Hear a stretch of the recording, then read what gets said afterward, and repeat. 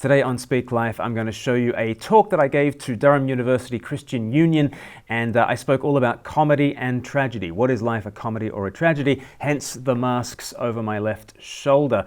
And really, I was asked by Durham University Christian Union to speak on the topic, the truth of hope. Why should it matter to me if Jesus rose from the dead? I gave them a 20-minute talk, and then afterwards I fielded questions, and there were some really thoughtful questions from students at Durham asking me about my talk, asking me about resurrection, about the afterlife, about humanism, about what it looks like to trust in Jesus, what it looks like to live as a Christian, and why is it that this vision of resurrection is a greater sustaining hope than any other.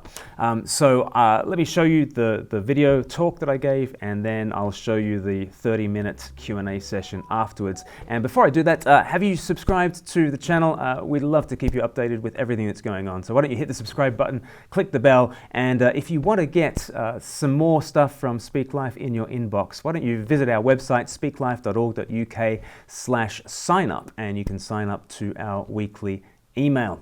Without further ado, here is my talk about Jesus, resurrection, comedy, and tragedy. Hello there, my name is Glen Scrivener, and I want to talk to you today about this topic, the truth of hope. Why should it matter to me if Jesus rose from the dead? And let me show you where I want to go with you in this talk. I want to say that the fact that Jesus rose from the dead makes sense of everything in your life. It makes sense of history, humanism, hope, and him, that is, of Jesus himself. And in order to take you through this, I just want to ask you a question as we begin. What do you think life is? Is life a tragedy or is it a comedy? Is life a tragedy or is it a comedy? Now, before you answer, let me tell you what I'm not asking. I'm not asking you, is life a barrel of laughs? If you have spent any time on planet Earth, then you realize that life is not a barrel of laughs. It is not laugh-a-minute, and that's not what I mean by comedy. Nor is life purely tragic. But let me give you a definition. Let me give you Dante's definition of tragedy and comedy and see what you think about it. Dante, the medieval poet, he said, "A tragedy is a story that begins in joy and ends in pain. A comedy is a story that begins in pain and ends in joy." So if you like, it's the difference between a frown and a smile. What is a frown? A frown, you go up, you get on top, and you tumble back down again. That's the shape of a frown, isn't it? And this is also the shape of a tragedy. You have your heroic figure, and they might go through all sorts of escapades. It might be an epic journey. There might be a quest. There might be heroism. There might be laughs along the way. But if the story ends on a downer, if it ends in death, let's say, then we tend to call it a tragedy. On the other hand, a comedy is shaped like a smile. Very easy to remember. A comedy might plumb all sorts of depths of sadness and struggle and pain and cries of anguish, but there is a kind of what Tolkien called a eucatastrophe. Tragedies have a catastrophe, a turn of events that makes things go down into the depths. A comedy has a eucatastrophe, the Greek prefix eu, meaning good. There's such a thing as a good catastrophe, where everything sad becomes untrue, and you end on a high. That is Dante's definition of comedy and tragedy. It's also Shakespeare's definition of comedy and tragedy. You might know that the difference between a Shakespearean comedy and a Shakespearean tragedy is not how many times you've been slapping your thigh in hilarious guffaws, right? Because, probably if you were anything like me when you studied Shakespeare at school, your teacher would tell you something like, "At this point, Hamlet is telling a joke." And you would just write it in your exercise book. And "At this point, Hamlet is telling a joke," apparently. You didn't laugh, your teacher didn't laugh, nobody laughs. But Hamlet can tell jokes, even though by the end of Hamlet, everybody's piled, 6 deep on the stage in the piles of dead, right? And so it's a tragedy. Think of Romeo and Juliet. I mean, Romeo and Juliet is an interesting case. you have this, what looks like a romantic comedy. I mean, the whole thing could be a romantic comedy. You've got the star-crossed lovers. Will they, won't they? Are they going to get together? Is it going to be a triumph of the guy and the girl, finally? And then, final scene, no, everybody's dead. Tragedy. I guess it's a tragedy. It was one scene away from being a comedy. The difference between tragedy and comedy is not so much how much laughter there has been or how much pain there has been. The difference is the ending. The difference is the shape of the story. So let me ask you the question again. If a tragedy is a story that begins in joy and ends in pain, and if a comedy is a story that begins in pain and ends in joy, what is life? Mark Twain once said this. He said, comedy is tragedy plus time. It's been attributed to Mark Twain anyway. It's one of those things. Mark Twain ends up with a lot of quotes to his name that he might not have said. Same as Oscar Wilde, same as Winston Churchill. But comedy is tragedy plus time. It's the idea that when you go through something, sometimes there are sometimes I've gone through things in life and felt like this feels like hell, but one day I'm going to laugh about it. And sometimes I have been able to laugh about it. You look back on things that are tragic. And a friend of mine, Barry Cooper, he's an author. He says, so often the difference between tragedy and comedy is when does the curtain fall? If the curtain falls at the end of Romeo and Juliet and everybody's dead, then that's a tragedy. But imagine that there was an encore. Imagine that the poison somehow didn't work and Romeo and Juliet kind of come back to life again. And the curtain rises and the guy and the girl do get back together again. And there's a wedding and there's a feast. It's a happily ever after. What would you call it then? Well, tragedy plus time equals comedy. Is that what life is? What is life? Is life a tragedy or is it a comedy? Here's a quote by the author Robin Schneider in her book, The Beginning of Everything. One of her characters says, you know how they categorize Shakespeare's plays, right? If it ends with a wedding, it's a comedy. And if it ends with a funeral, it's a tragedy. So we are all living tragedies because we all end the same way and it isn't with a goddamn wedding. How do you feel about that? Brutal, isn't it? That's absolutely brutal.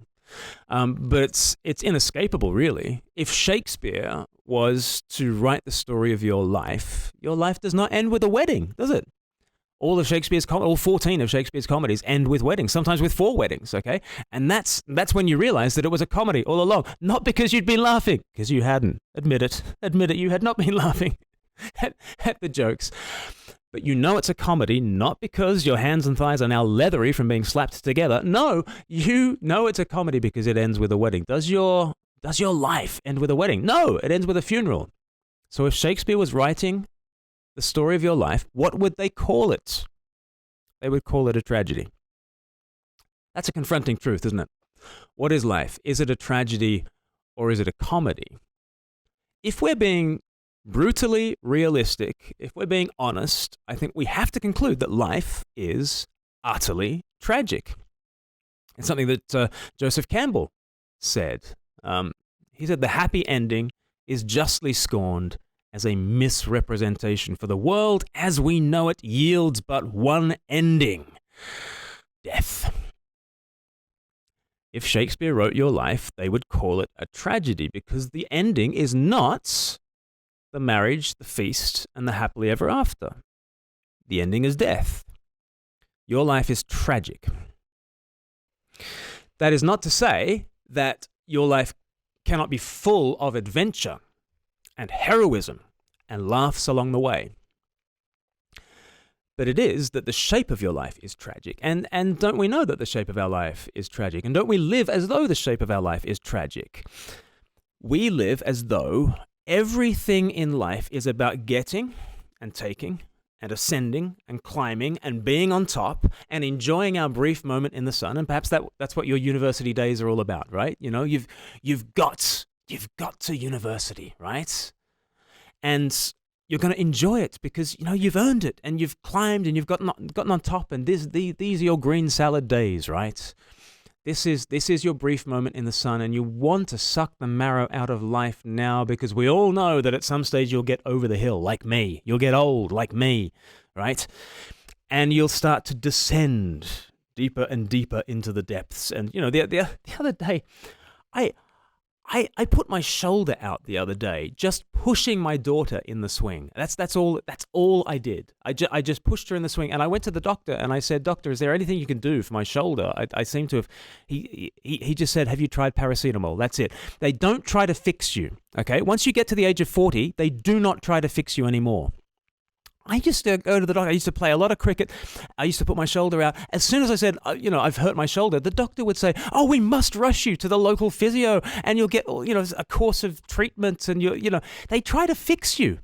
When you're your age, they try to fix you. When you're my age, it's just about managing the decline. That's all it's about from here on in. Seriously. A friend of mine, he's not too much older than me. He went to the doctor and he totally thrown out his back, and like he couldn't sort of sit up straight. He couldn't stand up straight, and he just said, "Doctor, is there anything you can do?" And he said, "Well, I guess you could stoop." Like, I'm 45 years old. That's your advice? I can stoop? Yep, that's it. Because once you get to my age, it's just about managing the decline. You're on your way down. And this is life, right? It's tragic. You try to grab as much as you can, but at some stage you're over the hill and the whole thing ends in death. What do you call that? You call that a tragedy, right? What is life? Life is utterly tragic. But remember our title for today. Our title for today is, "Why Should It Matter to Me If Jesus Rose from the Dead?" Here's why it should matter to you. Here is your one shot at the comedy, right? Here is your one shot at the comedy. Because apart from Jesus, no one is promising to undo the ravages of time and to reverse the curse and to bring resurrection from the dead. No one is promising to turn your tragedy into a comedy. No one except Jesus. Here's another quote from the Apostle Paul in the New Testament, and very early, maybe very early 50s AD. Paul is writing this to a Christian community in Corinth, and he says, "As in Adam all die, so in Christ will all be made alive." He's referencing Adam. Adam is this figure who in the Bible, his name just means humanity. His name means humanity. And the story that the Bible tells is that we are little Adams. We are humanity walking around like we own the place. But we are crumbling. We are dust. And to dust we will return. And it's the human story. The human story is that though we have a story that begins in joy, begins in Eden, begins in paradise, how did his story end? His story ended with the Lord saying to him, "Dust you are, and to dust you will return." And I don't really mind what you do with the Adam story right now. You are living it. You are living this story in which you have a position on the mountaintop, and yet you are dust and you are crumbling, and to dust you will return. You're living a tragedy. Adam is the tragic figure. He's the fall guy, if you like, right? But that's you. That's me, right? And as in Adam, we're all little Adams, okay? And we all might be enjoying paradise right now. We might be. But dust we are, and to dust we will return. As in Adam, all die. But then, so in Christ, will all be made alive. There is this second Adam. The Bible calls Jesus a second Adam. He's like a good Adam. He is the kind of person who does not live out the tragedy. Whereas you and I, we live a life where we climb and grab and scratch and take and get on top and enjoy our brief moment in the sun. And we're selfish as we do it, right? And it's all about me. It's all about, grabbing stuff for me. Jesus does the exact opposite. He is one who begins on high. He's the Son of God who has always enjoyed God the Father's presence in the joy of God the Spirit. And yet, what has he done? Well, the Christian story is that Jesus descends down to our level and he pours himself out. He stoops, he serves, he suffers, he bleeds, he dies on that cross. He does the opposite of Adam. Adam grasps at life and then dies. The Jesus story is the reverse. Jesus pours himself out He even pours himself out to death, taking responsibility for all that sin and selfishness that you, me, and Adam have wrought on this world. He pours himself out, even to death. But then here is the twist. Here is the eucatastrophe. Easter Sunday, he rose again. The tragedy was turned to comedy. And just as we have been connected to Adam, living our tragic lives, here is a possibility. We can be connected to Christ. We can be in Christ. We can belong to Jesus. And we can take his path so that instead of the tragedy, we can live out the comedy. Does that mean that life will be a laugh a minute? That does not mean that life will be a laugh a minute. In fact, it guarantees that we will tread Christ's path down into the valley. And we will go Jesus' way of self-giving service and sacrifice. But the shape of the story is different. You know, at the end of the Bible, it says there's a wedding, right? At the end of the Bible, like heaven and earth gets married, and we're kind of united to God's to have a happily ever after. In Christ, there is a comedy to live out. And so as I finish, let me just take you through these 4 implications for how this makes sense of our lives. I think if Jesus rose from the dead, as the Bible proclaims, as I believe with all my heart, this makes sense of history. Okay, it makes sense of first century history. Okay, it makes sense of why it is we've even heard of Jesus of Nazareth, because if a man in his early 30s was executed by the Romans in the most ignominious way possible, well, this Jesus figure, you know, he did not have a penny to his name. He never entered religious orders. He never entered political office. He never entered the military. He didn't have a dynasty. He didn't even have a family. He had nobody. He just had a bunch of no-hopers around him who were total losers. Just read the Gospels and you'll see they're idiots, absolute idiots. And Jesus is crucified in his early 30s. Why have we ever heard of Jesus of Nazareth? If that was the end of the story, why have we heard of Jesus of Nazareth? I think the resurrection makes sense of first century history. I think it also makes sense of 20 centuries of history since then. Think about it this way. The Christian revolution that has been unleashed on this world began in the first century. And this Christian revolution is absolutely stunning. We now take it for granted that, of course, the heroic path is to pour yourself out in service and sacrifice. You know, the heroes of old were selfish so-and-sos. They really were. They might have gone on some adventures. And very occasionally, they might have, you know, fought a battle for the sake of one other person. But our whole sense of heroism has been utterly shaped by Jesus. Our whole sense that victims should be honored has been utterly revolutionized by Jesus. Our whole sense of mercy, rather than insisting on our rights. Our whole sense that forgiveness is a virtue. Our whole sense that the first should be last and the last should be first. Our whole sense that we should judge a society by how it deals with its victims and with those at the margins and the poor and the weak and the oppressed. Our whole sense of that has come from Jesus. There has been a stunning revolution. It's the greatest sociological phenomenon the world has ever seen. It's called the Christian church. It has been exploding in size since that first century. And, you know, you get a sense of the Big Bang. You know, 100 years ago, people started to say, I think there was a Big Bang. You know why?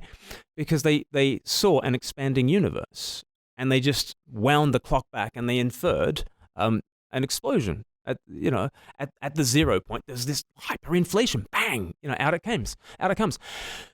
How do you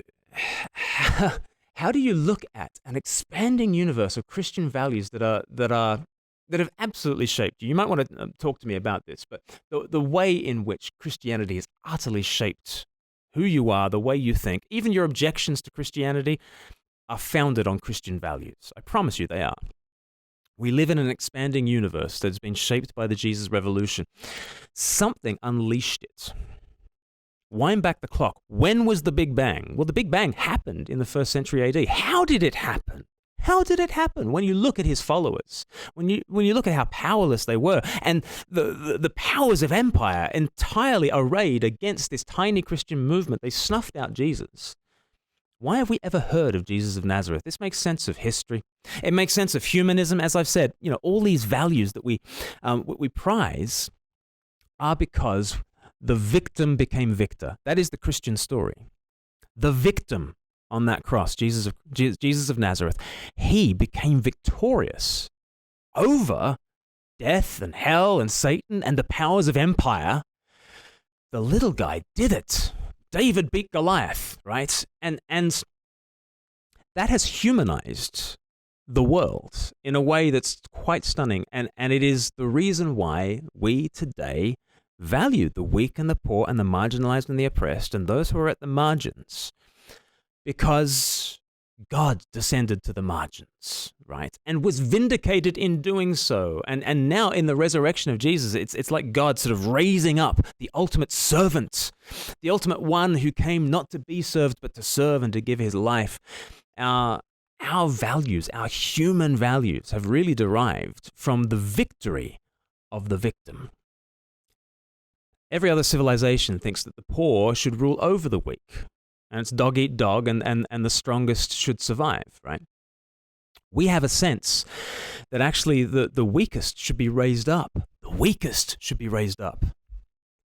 That is a resurrection shape. And our humanism, again, you might want to ask me about this, but I think our humanism derives from that Christian story. And I think to the degree that you walk away from that Christian story, you have to walk away from humanistic values as well. This makes sense of history, it makes sense of humanism, it makes sense of hope.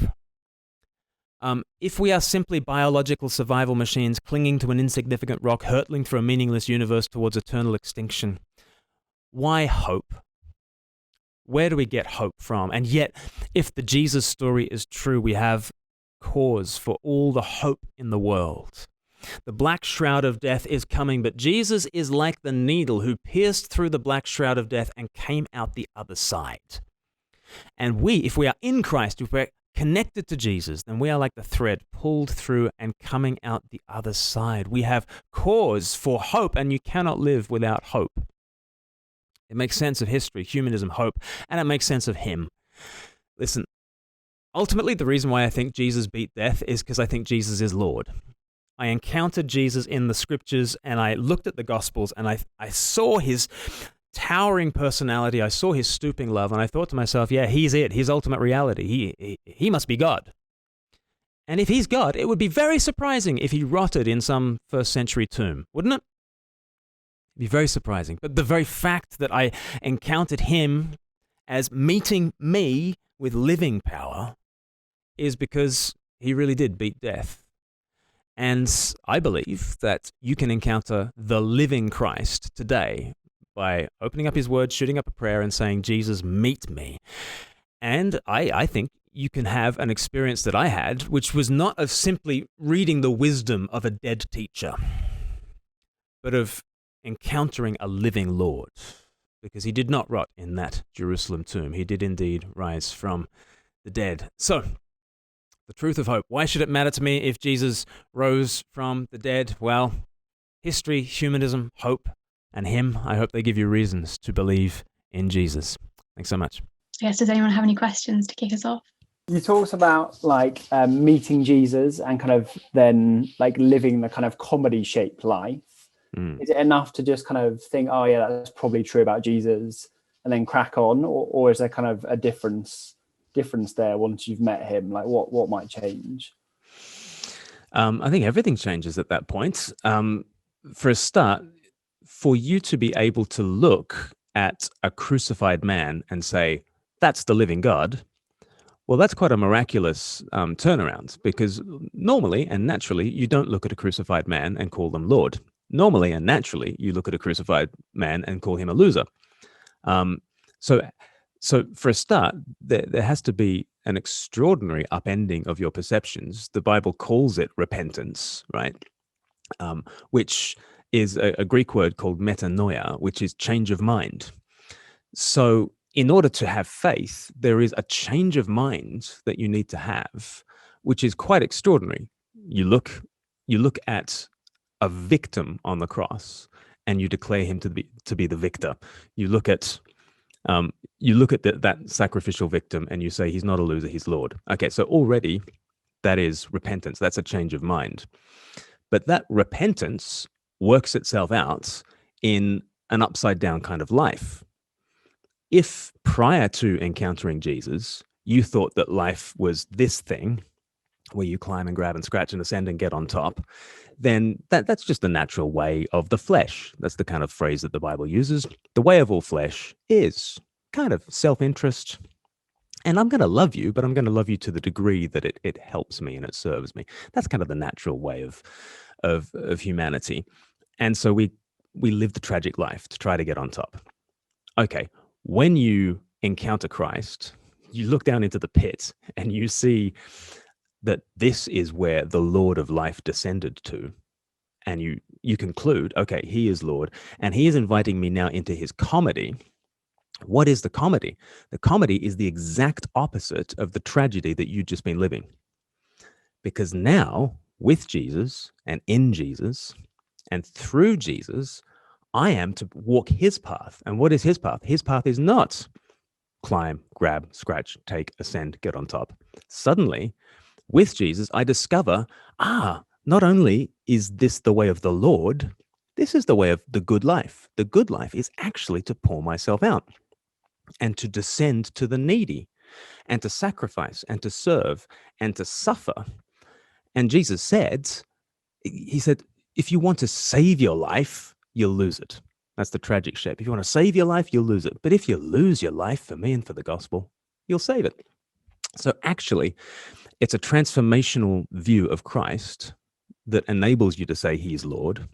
And it's a transformation that works itself out in the rest of your life so that now you live the comedy. And again, I have to emphasize, when I say the comedy, I don't mean it's a laugh a minute. By the comedy, I mean that actually, with Jesus, you embrace the way of service and sacrifice and going into the darkness for the sake of others. And so you don't just merrily go on your way once you say that Jesus is Lord. You are the recipient of a massive miracle in order to say that Jesus is Lord. And then that miracle works itself out in a life of Christ-like service. That's what the comedy means, not the laugh a minute thing, but actually a life of service. Does that help? When we talk about, like, you kind of gave the picture that, like, dust we were to start with and to dust we will return. A lot of religions kind of offer the idea that when you die, you won't just return to dust if you follow like that kind of religion. How do we know that the Christian what view on kind of what happens after death is distinct and is the right one? Right. Yeah. So I think there are lots of different religions that have different views on what happens after you die. But I would say that the Christian view is unique in a number of different senses. First of all, it's important to point out that in many other religions, the afterlife is just not a big deal. It's not a big part of things. Like you think of so many Eastern religions, you think of something like Confucianism or something. And actually, the idea of God and the idea of an afterlife is just not front and center. I mean, most of the Buddhist schools are atheistic. Now, certainly they have a vision of life beyond death. But it's just important to say that we in the West tend to view world religions as though they're pretty much basically like Christianity.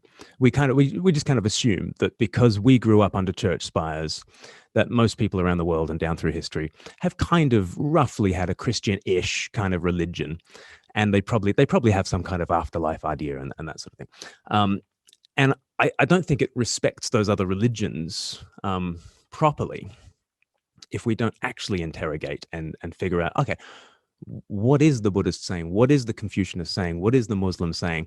And let's drill down into that. So that's sort of a preface. On resurrection beyond the dead, I would actually say that no other worldview, let alone religion, has hope for these bodies and this world. Resurrection is quite a stunning claim. And it's the nuts idea that this body has an eternal, immortal future on this planet. Now, there are certainly religions that have an idea of an afterlife, and certainly in a lot of mythology down through history, there has been an underworld and there has been an afterlife. The idea of an afterlife is not a Christian view at all. Like I'm totally with Arcade Fire when they sing, the line that is, semi-blasphemous, but they say, afterlife, oh my God, what an awful word. Apart from the oh my God bit, I am totally with them when they say that the afterlife, the idea of an afterlife, it's an awful word.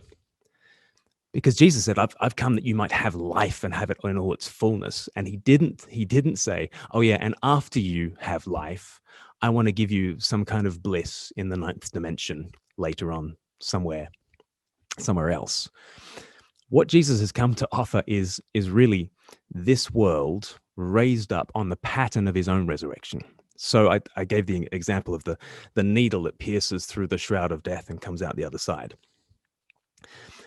Just as Jesus bodily rose into physical immortality, and just as he had meals with people, he went for long country walks with people, he went fishing with his mates afterwards, he had the most embodied, earthly, feasting joy to invite people into.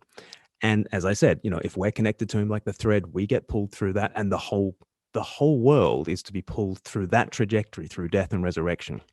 So that there will be a resurrected Durham. There'll be a resurrected Eastbourne where I live. There'll be a resurrected world that is not, it's not that God throws this world in the bin and we go off somewhere else.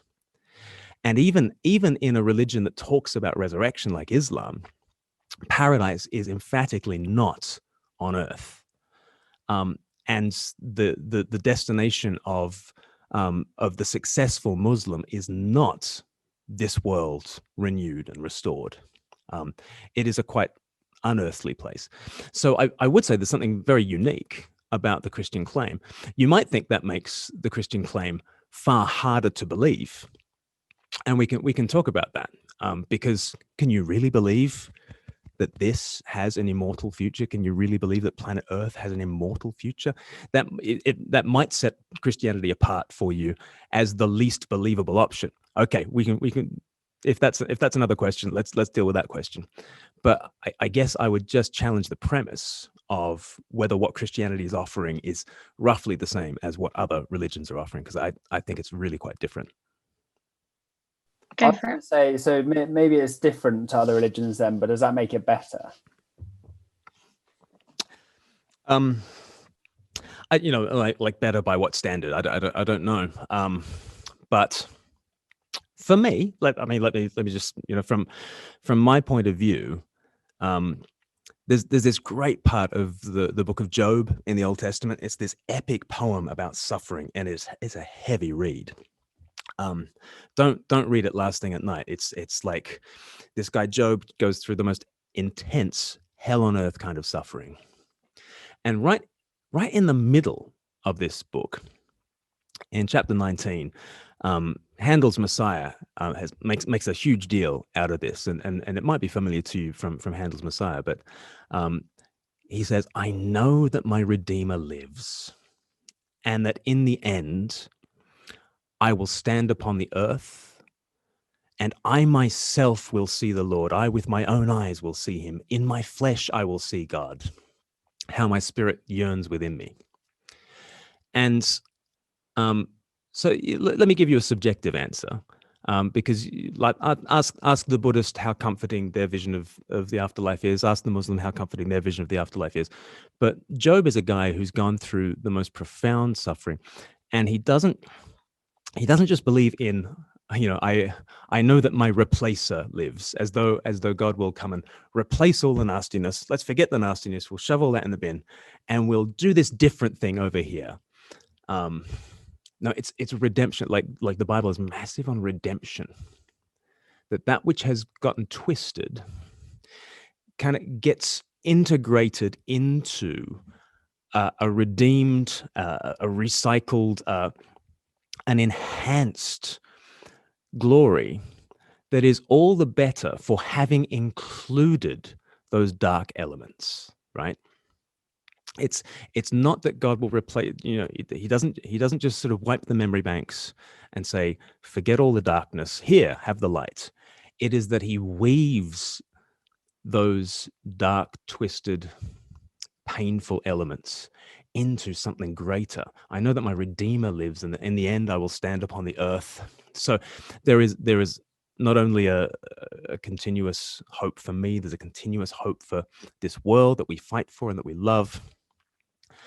And that what he is wanting to do is to take the pains and the wrongs and the suffering and to include it in a story that brings us to a happily ever after. And I think certainly as a storyteller, I'm a writer as well. Some of the things that I do, and filmmaker, and I'm always trying to tell stories. And the stories that I end up telling, and the stories that everybody ever ends up telling, are stories in which everything's going along fine, and then something happens, and there's a challenge, and you step into the void, and somehow, usually through sacrificial love, there is that good catastrophe, and there is that sense of a happily ever after, and you're wiser for the journey. You've returned to the Shire, but you're a cleverer hobbit than you were. You're a wiser hobbit than you were because you went through all that. So I offer to you the Christian story as something that I think resonates with the human heart at a very profound level. Feel free to ask the Muslim how their vision of the future helps them. Feel free to ask the Hindu how their vision of the future helps them. But for me, this idea of this life, these bodies, this world, and this suffering not simply being cast off, but actually being woven into a greater story, that is a satisfying story that sustained Job, that has sustained millions of Christians down through the years, and it certainly sustains me. We've worked quite a lot of the assumption today that Jesus did raise from the dead. How can we root that in the practical evidence of the Bible? So how can we be sure that Jesus in reality did? Yeah, I think I majored on that because in one sense,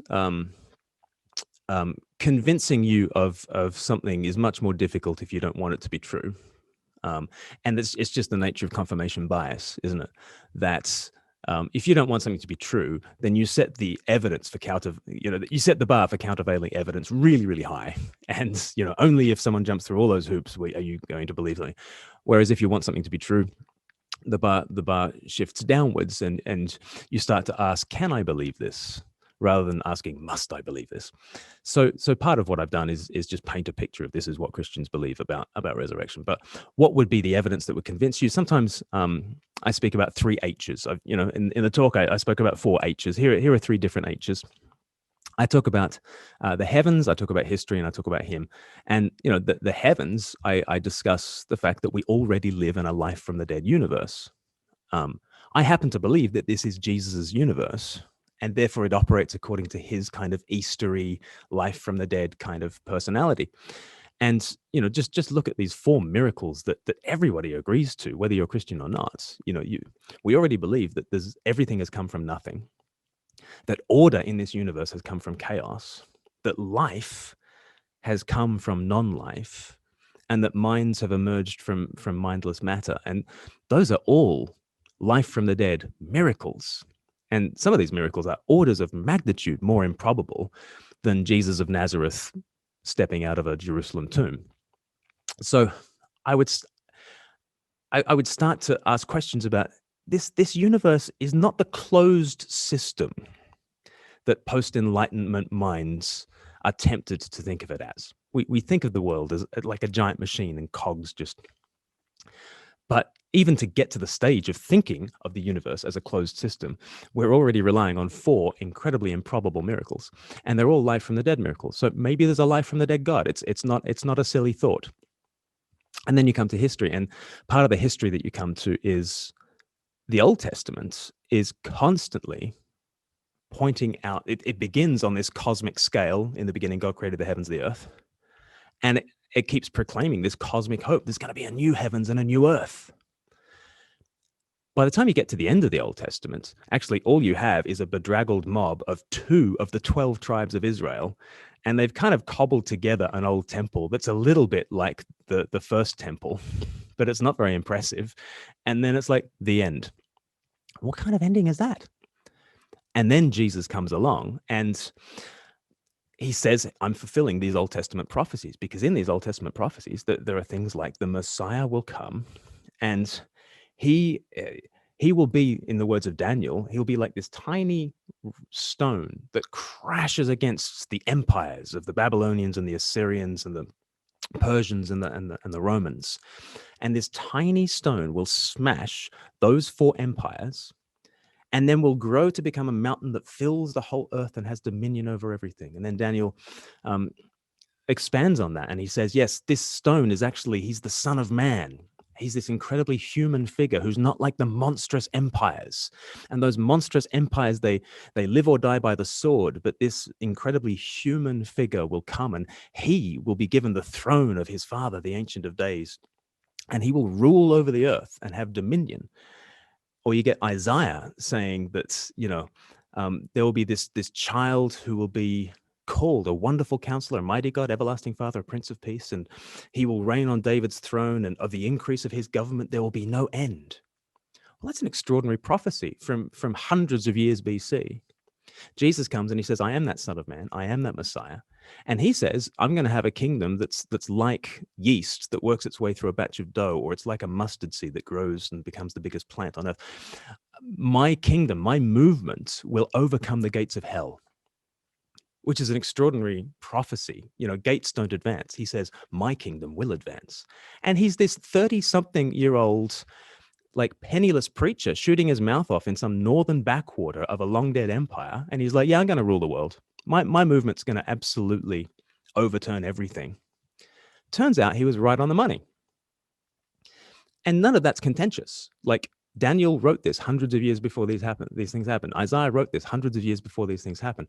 Jesus wrote this 2,000 years ago, and he was just about to be, executed in the most ignominious way.